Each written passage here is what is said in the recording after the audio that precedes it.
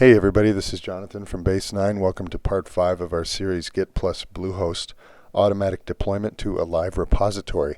What we're going to do is set up a way for you to automatically deploy files to a live folder on your server when you push them to your remote repository that we set up in the previous video.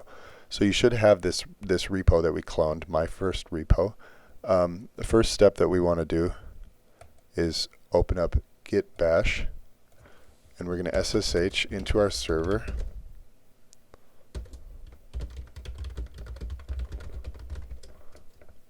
Oops, I missed a character there.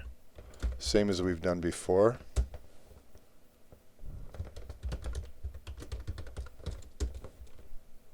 Okay, now we're in the home directory. I want to cd into public HTML because that's our public directory. And very important to remember here is that because Git is installed on the server, we can perform the same commands that we can do on our local machine. So in like a previous video where we cloned the remote repository to our local machine, here we can go into another folder on our server and do the same thing and clone that repository into a live folder. So let's say git clone, and now when you're logged into the server with Bluehost, the way you refer to the home directory is with a tilde. So tilde slash Git, yep, that was the folder, my first repo.git, and then we'll give the name of the folder that we want to bring it into. We'll keep it the same, and it's done. Now let's check that. Now to keep us moving quicker here in the video, I've copied this, but what you would do is type in your domain /myfirstrepo/readme.txt. Because you've cloned that repository into a live folder, into a working directory, you can take a look at the file, and since it's on your server, it's now a live file. So we can see the previous changes that we've made to this file here. Now the cool part about this is we can actually set this up to happen automatically.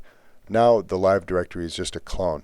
Let's say you make a change on your local machine and push it to the repository. The repository is not going to automatically deploy those files to be live. You need to make a couple changes first, and it's real straightforward and simple. So in Bluehost, log into your cPanel and go here and look for File Manager under Files. Click that, and the first time you do this, you're going to get an alert when you open the File Manager. Make sure to choose Home Directory instead of the www root. You want to go to the Home Directory so that you can see these other files and folders. So what we want to do here is, this is the folder Git that we created in the previous video, and there's my first repo.git, so I'm going to double click to open that. And then you should see this folder called hooks. I want to go into hooks, and specifically, I mean, these do a lot of things, but here we want to look for post update. And by default, these are all named .sample so that they're not active. First thing you want to do is rename it, so double click on the name, select that, delete, and then hit enter on your keyboard. That'll change that name to post update. This is the file that we want to use.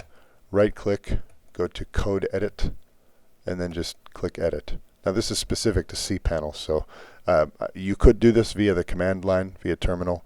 I'm just doing it this way to make it easier for first-time users to see what's going on. So now we're editing that file, post update, which is in the hooks folder under my first repo.git. And what we want to add to this file is here. These are just commands. These are Git commands, and what you can do in those files in the hooks folder is put commands in there, and it will run them after the repository is updated. So I'm going to copy this, and you can go ahead and type that in the way you see it. Let's paste this here. This is just commented out, so this stuff, is not run. It's just comments in the file. So I'm just going to select this line and then paste that in there. I had that same line, but this is what you want. And you can see that it CDs into the home directory, public HTML, my first repo. And then this command and unset git dir is what allows it to actually perform that command. So it goes into the public HTML / my first repo folder. Now you can run a git command in that folder here on this line. So what we say is git pull origin master. Because that my first repo is a clone, it will pull the origin, the remote repository that we've set up, into it automatically, and then update the server info so that it actually shows those files. So let's save changes, and then we're going to close out of this, and let's go back to our preview of this file. And as an example, I'm going to change the file on my local machine. So I have it open, readme.txt. I'm going to make a new line and say, let's go live. We save the file. I'm going to go over to source tree because in a previous video we installed and configured source tree for our local repository to connect to the remote on the Bluehost server. Here I see the change, let's go live, that's added to our text file, so I'm going to stage it, commit. Now here's, let's see, pushing live will be the message.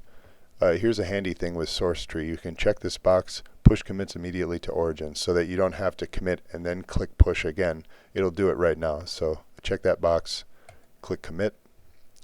Let's look at the output. And there we have it, completed successfully. Now on our server, that post update file has run because it's updated the repository. It's CD'd into the public folder and pulled the origin, the master branch of the remote origin that it was cloned from. It's pulled that into itself using the post update file in your actual remote repository. So you're in the post update file kind of reaching into another folder and then performing an action. So let's check that out now in the browser. Refresh.